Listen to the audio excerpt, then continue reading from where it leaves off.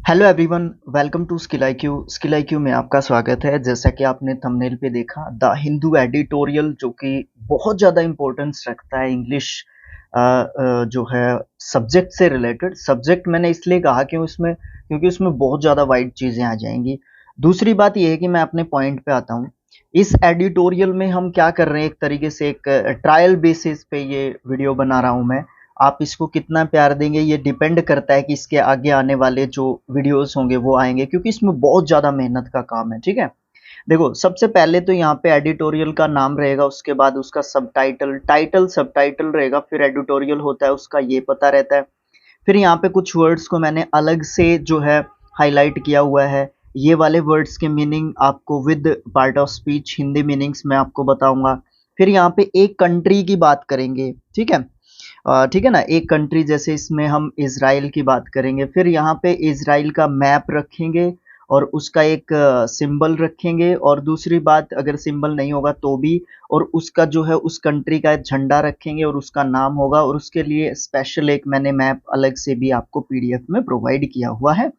PDF आपको कहाँ पे मिलेगा? टेलीग्राम पे आपने स्किल आईक्यू एजुकेशन एजुकेशन तो सर्च भी मत करना, स्किल आईक्यू सर्च कर लेना, आपको इजीली पीडीएफ मिल जाएगा। ठीक है, स्पीड थोड़ी सी ज़्यादा रहेगी। स्पीड ज़्यादा क्यों रहेगी? स्पीड ज़्यादा इसलिए रहेगी कि ज़्यादा लंबा वीडियो ना जाए, उसको आप देखेंगे नहीं, मुझे ऐसा लगता है, क्योंकि शॉर्ट वीडियो का आजकल ज़माना है। ठीक है, तो चलिए अपने एडिटोरियल को शुरुआत करते हैं, एडिटोरियल की शुरुआत करते हैं। ठीक है, तो आज है 17 अप्रैल। 17 अप्रैल के जो एडिटोरियल की मैं यहाँ पे शुरुआत करने जा रहा हूँ। देखो, step back on Israel Iran tensions. यहाँ पे स्टेप बैक जो है एक फ्रेजल वर्ब होता है। ठीक है, और ये इसका मतलब क्या होता है? स्टेप बैक का मतलब होता है कि एक कदम पीछे डालना। एक कदम नहीं, एक्चुअली कदम पीछे लेना, मतलब अपने आप को पीछे रखना, किसी भी मामले में हो सकता है। इसराइल और जो है ईरान की जो टेंशन्स हैं उनके बारे में ये एडिटोरियल है। Israel should stand down. Israel को स्टैंड डाउन जो है करना चाहिए। स्टैंड डाउन मतलब एक तरीके से त्याग पत्र देना, ये भी एक फ्रेजल वर्ब है। ठीक है, त्याग पत्र देना, किसी चीज को त्यागना, या फिर एक मतलब और होता है इसका, गवाही लेने के बाद है ना, उस गवाह को क्या करना? छोड़ देना, ये मतलब होते हैं स्टैंड डाउन के। To avoid a regional war in West Asia. West Asia के अंदर जो एक रीजनल वॉर चल रहा है इनका आपस में, इसराइल और ईरान का, है ना, तो उसके बारे में बात यहाँ पे बताई गई है इस एडिटोरियल के अंदर। स्पीड ज़्यादा रहेगी जैसा कि मैंने आपको बताया। थोड़ा सा स्पीड अपनी तरफ से मैं ज़्यादा रखूंगा। ठीक है, नॉर्मली जो मेरी स्पीड होती है उससे ज़्यादा रहेगा। देखो अभी स्टार्ट होता है यहाँ पे, अराउंड 2 मिनट ले गया हूँ मैं, 3 मिनट, ओके, क्योंकि फर्स्ट वीडियो है ना इसलिए भी। Iran's massive drone and missile attack on Israel on April 14 night in retaliation against the bombing of its embassy compound in Damascus 2 weeks earlier has pushed an already volatile West Asia to the brink of an all-out war। यहाँ तक हम जो है समझने की कोशिश करेंगे। सबसे पहले आप रिटेलिएशन का मतलब समझने की कोशिश करो। रिटेलिएशन एक नाउन वर्ड होता है, इसका मतलब होता है कि बदला, प्रतिशोध, प्रतिकार, ये सब जो है हम इसके मतलब कहते हैं।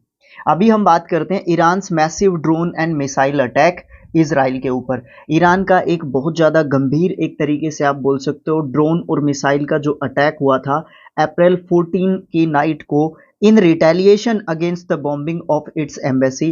क्योंकि जो इसराइल है उसने जो ईरान की एम्बेसी है उसके ऊपर जो है दमास्कस में जो है 2 हफ्ते पहले एक अटैक किया था, और जो है इसका रिटेलिएशन जो है इसने किया है, ईरान ने किया है। ठीक है, has pushed an already volatile West Asia, जो कि पहले ही बहुत ज़्यादा खतरनाक सिचुएशन में पहुंच चुका है। वेस्ट एशिया जो पश्चिमी एशिया का जो क्षेत्र है, to the brink of an all out war. और ये जो चीज़ है, ये जो अटैक है, जो ये अटैक किया गया है बाय ड्रोन एंड मिसाइल, ये जो है एक तरीके से एक वॉर की तरफ जो है धकेल रहा है वेस्ट एशिया को।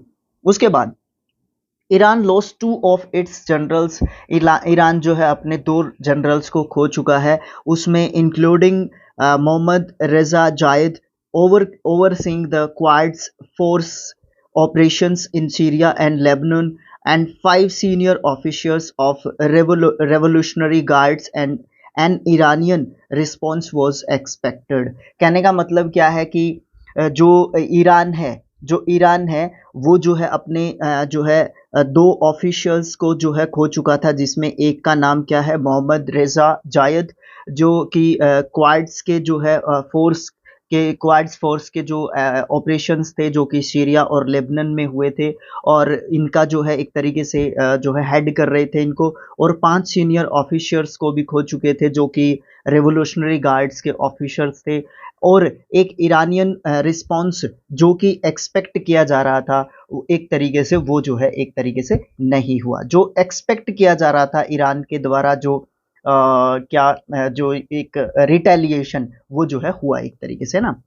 इन द पास्ट पहले भी Iran has used its proxies और targeted Israeli assets in other countries in response to Israel's attack on its officials. Proxies का मतलब क्या होता है?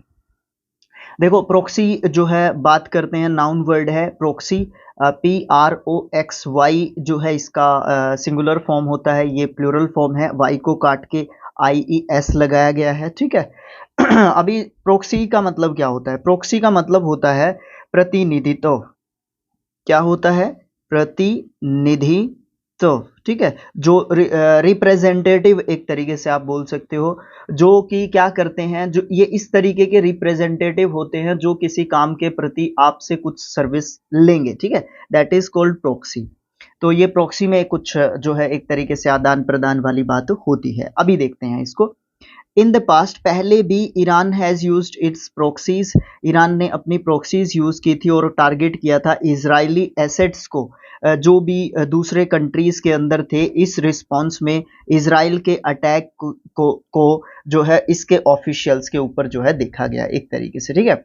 बट दिस टाइम इस बार Tehran's weapon barrage from its soil targeted Israel's proper escalating tensions to levels on not seen in West Asia in decades। मतलब कहने का सीधा सीधा यहाँ पे है कि यहाँ पे कहने का मतलब क्या है कि बट इस बार जो है तेहरान का जो वेपन बैरेज हुआ, जो कि इसके जो है मिट्टी के ऊपर जो टारगेट किया गया, इसके धरती के ऊपर जो टारगेट किया गया एक तरीके से इजराइल के ऊपर प्रॉपर, ये जो है एस्कुलेट करेगा टेंशंस को, और to levels not seen in West Asia in decades. ये इस तरीके का अटैक हुआ है जो कि पहले डेकेड्स मतलब पहले के दशकों में इस तरीके का अटैक कभी भी देखा नहीं गया या महसूस नहीं किया गया।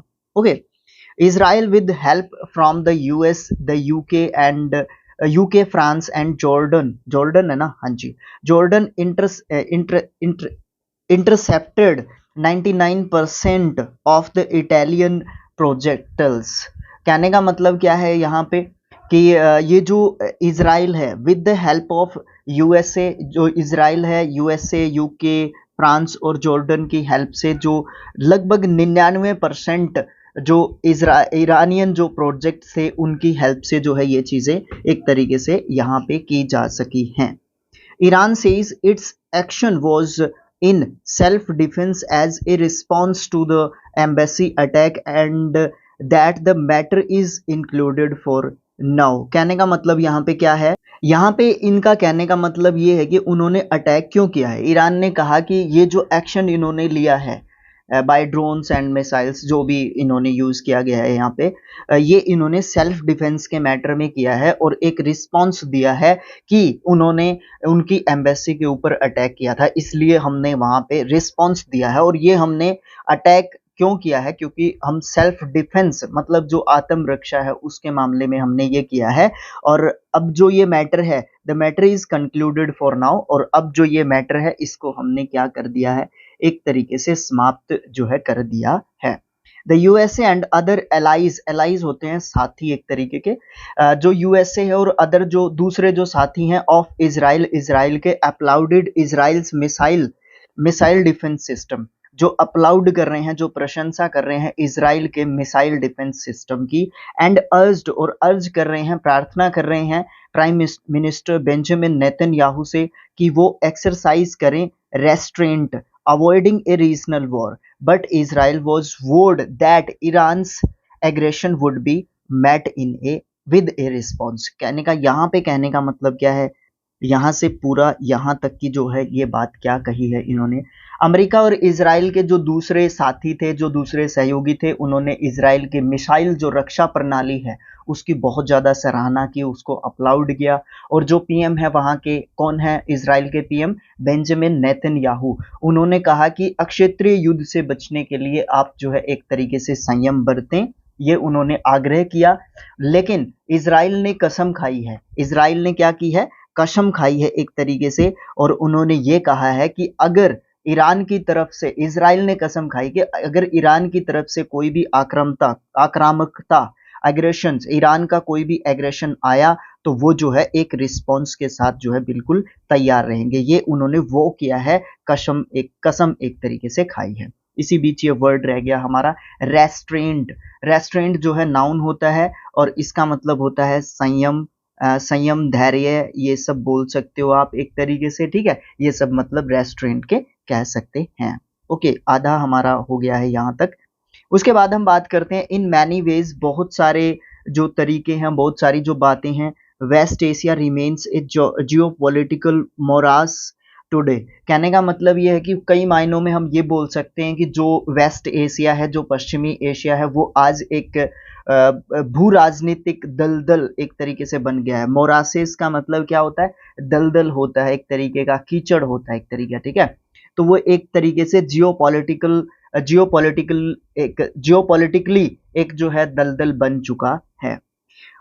Israel's brutal illegal siege of Palestinian terrorists was ignored for long by regional and global players। कहने का मतलब यहाँ पे क्या है, यहाँ पे कहने का मतलब ये है कि इजराइल का जो ब्रूटल मतलब क्रूर एक तरीके से होता है, इलीगल जो सीज है एक तरीके से जो अवैध जो घेराबंदी उन्होंने की हुई है क्षेत्र की, उनके क्षेत्र की, किसके, पैलेस्तीन के। और फिर दूसरा हम अगर एक और बात करें, हम जो पैलेस्तीनियन जो क्षेत्र हैं उनको जो है इग्नोर कर दिया गया था लंबे समय तक। और जो ये अलग अलग जो वैश्विक जो प्लेयर्स हैं, मतलब वैश्विक जो खिलाड़ी हैं एक तरीके से, ये लंबे समय तक जो है इस चीज को क्या कर रहे हैं, एक तरीके से नजरअंदाज यहाँ पे कर रहे हैं।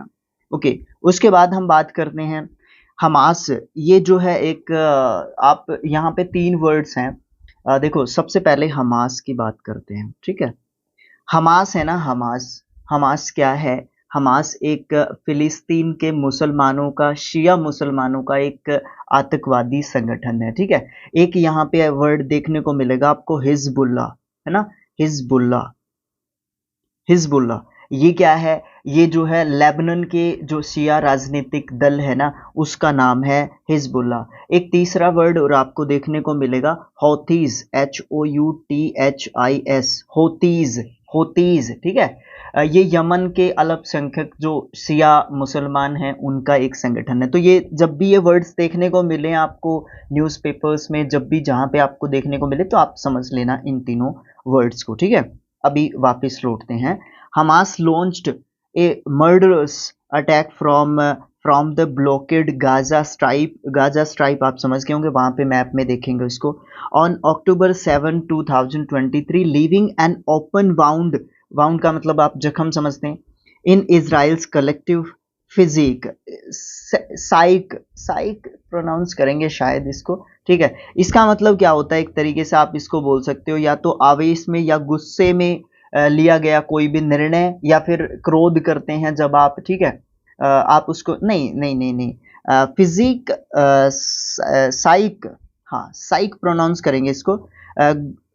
इसको कहेंगे हम, क्या कहेंगे यार, मानसिक स्थिति बोल लो आप इसको, ठीक है, मानसिक स्थिति, ठीक है। मानसिक स्थिति से आप इसको एक तरीके से रिलेट करोगे। ओके, चलो ठीक है, वापस लौटते हैं। आप यहाँ से यहाँ तक जो है समझने की जो है कोशिश करते हैं। ओके, अब देखो हमास ने क्या किया था 7 अक्टूबर 2023 को, है ना, 7 अक्टूबर 2023 को जो गाजा पट्टी जो रोक ली गई है कुछ समय के लिए, जो घेराबंदी की हुई है, उसके ऊपर एक जानलेवा हमला किया।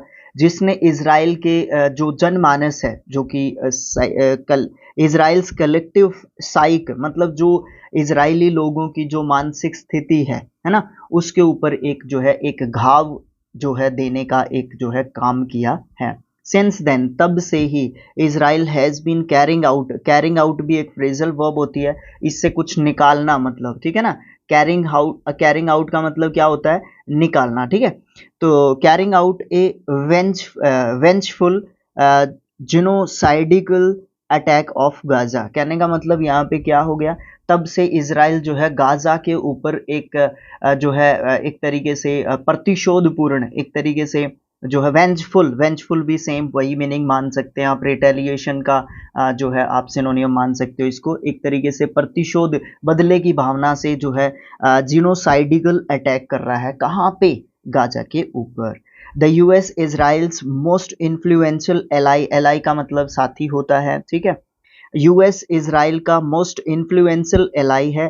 फेल्ड टू रुइन, रुइन का मतलब होता है रियन का मतलब होता है रोकना किसी चीज को। इन टेल अवीव, ये जगह का नाम है। When it went on a rampage in Gaza and launched multiple attacks in the region, including the extremely dangerous bombing of Iran embassy compound. कहने का मतलब ये, यहाँ पे कहने का मतलब क्या है कि अमेरिका, जो कि इजराइल का सबसे प्रभावशाली सहयोगियों में से एक है, वो भी जो टेल अवीव है उसके ऊपर लगाम लगाने में बिल्कुल असफल रहता है, जब उसने गाजा में बड़े पैमाने पर तोड़फोड़ की और उस क्षेत्र पे बहुत ज्यादा क्या किए, हमले किए, जिसमें ईरान के दूतावास के ऊपर जो परिसर है, जो कंपाउंड है ईरान के दूतावास का, वहां पे बहुत ज्यादा खतरनाक बमबारी जो है की थी, वो भी उसके अंदर जो है क्या है, एक तरीके से शामिल है। तो इस चीज को जो है यूएस भी नहीं रोक पाया था, जो कि ईरान का एक जबरदस्त सहयोगियों में से एक है। रैम्पेज क्या होता है, रैम्पेज का मतलब होता है गुस्से में आके इधर उधर भागना, ठीक है ना, गुस्से में आके इधर उधर भागना या एक तरीके से बहुत ज्यादा गुस्सा करना। ओके, ईरान विच बैक्स हजीबुल्ला, अब यहाँ पे ये हजीबुल्ला आ गया, समझ गए होगे हजीबुल्ला क्या है। हजीबुल्ला जो है ना, क्या है, लेबनान का एक शिया मुसलमानों का जो है राजनीतिक एक दल है, लेबनान का राजनीतिक दल है ये कहो, ठीक है, बार बार मुस्लिम वर्ड यूज करना गलत हो जाएगा। ईरान जो है, जो बैक करता है हिजबुल्ला को, हिजबुल्ला की मदद करता है, एक तरीके से उसकी जो है साइड लेता है, हमास की भी लेता है और होतीज की भी लेता है, ये आगे ना यहाँ पे तीनों, ठीक है। हाँ, वो also fail to show any restraint, ये भी जो है एक किसी भी किसी भी संयम को जो है एक तरीके से किसी भी अंकुश को नहीं लगा पा रहा है। कौन, ईरान, किसके ऊपर, हिजबुल्ला, हमास और होतीस के ऊपर। Now the region is on cliff, cliff का मतलब क्या होता है, खाड़ी कह सकते हो, चट्टान कह सकते हो, टीला कह सकते हो, एक हाइट बोल सकते हो, आगे समझ में आएगा क्या मतलब है इसका। Now the region is on cliff, और अब जो ये सारा का सारा जो अक्षेत्र है ना, ये क्या हो गया, एक तरीके से एक ऐसी हाइट पे चला गया है, एक ऐसे लेवल पे चला गया है। एंड ए माइल्ड पुश, एक थोड़ा सा धक्का, is enough to trigger a calamity, calamity एक नाउन वर्ड होता है, कैलेमिटी का मतलब होता है कठोर विपत्ति, आपदा, आफत, है ना, परेशानी, वो सब मतलब बोल सकते हो। तो अब ये सारा जो क्षेत्र इस तरीके की टेंशन्स के चलते चलते क्या हो गया है, एक ऐसी हाइट पे चला गया है, एक ऐसी क्लिफ पे चला गया है कि उसको एक छोटा सा माइल्ड पुश करने की जरूरत ही काफी है, जिससे क्या हो जाएगा, वहां पे एक बहुत ज्यादा बड़ी टेंशन एक तरीके से हो सकती है, इट इज पॉसिबल, ठीक है। Mister Netanyahu's security and war policies have failed miserably, जो मिस्टर नेतन्याहू हैं उनकी जो सुरक्षा और युद्ध नीतियां हैं वो बुरी तरीके से फेल हो रही हैं। He could not prevent the October 7 attack, वो जो है इतनी फेल हो चुकी हैं, उनकी जो नीतियां हैं, युद्ध नीतियां हैं, सुरक्षा की जो इंतजामात हैं, वो इतने फेल हो चुके हैं कि वो 7 अक्टूबर के हमले को भी नहीं रोक सके। His war on Gaza was turned the enclave into A graveyard but has failed to defeat Hamas and release hostages, and his reckless bombing campaigning in the region have brought Iran and Israel to the brink of war। कहने का मतलब यहाँ पे क्या है कि वो 7 अक्टूबर के हमले को भी नहीं रोक सके थे, और गाजा के ऊपर उसके जो हमले हुए थे उसने जो है इस पूरे इलाके को एक तरीके से कब्रिस्तान में बदल दिया है। ग्रेव यार्ड क्या होता है? कब्रिस्तान होता है, ठीक है। एनक्लेव क्या होता है? सबसे पहले एनक्लेव का मतलब समझना जरूरी है। विदेशी जो क्षेत्र है, विदेशी जो जगह है, उसको एनक्लेव एक तरीके से कहेंगे। तो अभी वापस अपनी बात पे लौटते हैं। तो क्या हुआ कि उसने जो है इस गाजा पर उसका जो हमला था, उसने जो है इस इलाके को एक तरीके से कब्रिस्तान में बदल दिया है। लेकिन वो हमास को हराने और उसके बंधकों को रिहा करने में बिल्कुल असफल रहा है। और उस क्षेत्र में उसके लापरवाही जो उसकी चल रही है लगातार, जिसके कारण वो लापरवाही भरी बमबारी या अभियान जो चला रहा है, उसने ईरान और इजराइल को एक तरीके से एक युद्ध के कगार पर लाकर खड़ा कर दिया है। If an open war breaks out, अब ये ब्रेक्स आउट एक फ्रेजल वर्ब होती है, इसका मतलब भड़क जाना या आपे से बाहर हो जाना, किसी भी चीज का ब्रेक्स आउट होता है। बोथ, अगर ओपन वॉर हो जाती है जो भड़क जाती है, both Israel and Iran, Israel और Iran can wreak havoc on each other, turning the whole region, the energy basket of the world into a battlefield। बड़ी जबरदस्त यहाँ पे चीज एक तरीके से लिखी हुई है। तो कहने का मतलब क्या है यहाँ पे? सबसे पहली बात तो, अरे भाई ऊपर भेज दिया मैंने, यहाँ तक हम देख चुके हैं। यहाँ से, if an open war breaks out, अगर यहाँ पे एक ओपन वॉर हो जाता है, यदि एक खुला युद्ध छिड़ जाता है, तो इजराइल और ईरान जो है दोनों एक दूसरे के ऊपर जो है बहुत ज़्यादा बुरे तरीके से अटैक्स कर सकते हैं, कहर बरपा सकते हैं, जिससे जो पूरा एरिया होगा, है ना, जिसको क्या कहा जाता है, द बास्केट, कहाँ गया वो, कहाँ गया Israel, turning out the energy basket of the world, जिसको क्या कहा जाता है? The energy basket of the world, जो कि दुनिया की ऊर्जा की एक टोकरी कहलाता है, वो युद्ध के मैदान में बदल सकता है, ठीक है ना। वो क्या हो सकता है? बैटलफील्ड के जो है उसमें टर्न आउट हो सकता है। Mister Netanyahu should consider the remarkable performance of Israel's defence systems as a victory and stand down to avoid a regional war. If Israel does so, it would open a window of opportunity to dial down tensions in West Asia। सबसे पहले जो words बचते हैं उनके बारे में देखो। हवाक क्या होता है? इसके बारे में थोड़ा सा मैंने बताया नहीं, लेकिन पढ़ दिया, ठीक है। तो हवाक क्या होता है? हवाक का मतलब होता है विनाश, बर्बादी, तबाही, विध्वंस, कहर, उजाड़ एक तरीके से होता है।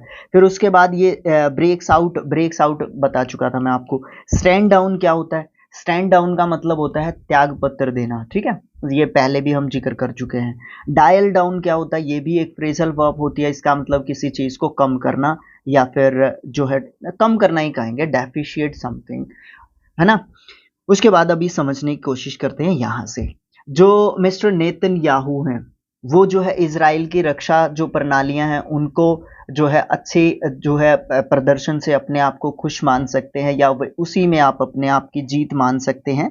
देखो ये लिखा हुआ है, mister Netanyahu should consider the remarkable performance, जो भी उल्लेखनीय परफॉर्मेंस जो हुआ है इजराइल के डिफेंस सिस्टम का, आप उसको एक विक्ट्री मान सकते हो और स्टैंड डाउन कर सकते हो। और क्या कर सकते हो? आप स्टैंड डाउन कर सकते हो, एक तरीके से जो जो युद्ध है उसको रोक सकते हो एक तरीके से, टू अवॉइड रीजनल वॉर, जो भी क्षेत्रीय जो युद्ध चल रहा है, वॉर चल रहा है, रीजनल वॉर को आप अवॉइड कर सकते हो, रोक सकते हो। इफ इजराइल डज सो, अगर इजराइल ये करता है कि स्टैंड डाउन कर लेता है, अवॉइड कर देता है रीजनल वॉर्स को, it would open a window of opportunity, ये जो है एक विंडो ऑफ अपॉर्चुनिटी मतलब एक अवसर की एक खिड़की खोल सकता है, to dial down tensions in West Asia, जो वेस्ट एशिया के अंदर जो भी तनाव, जो टेंशंस जो चल रही हैं वेस्ट एशिया के अंदर, पश्चिमी जो एशिया है उसके अंदर, उनको जो है एक नया आयाम मिलेगा। तो इस तरीके से ये एडिटोरियल खत्म हो जाता है, बट अभी जाना नहीं है,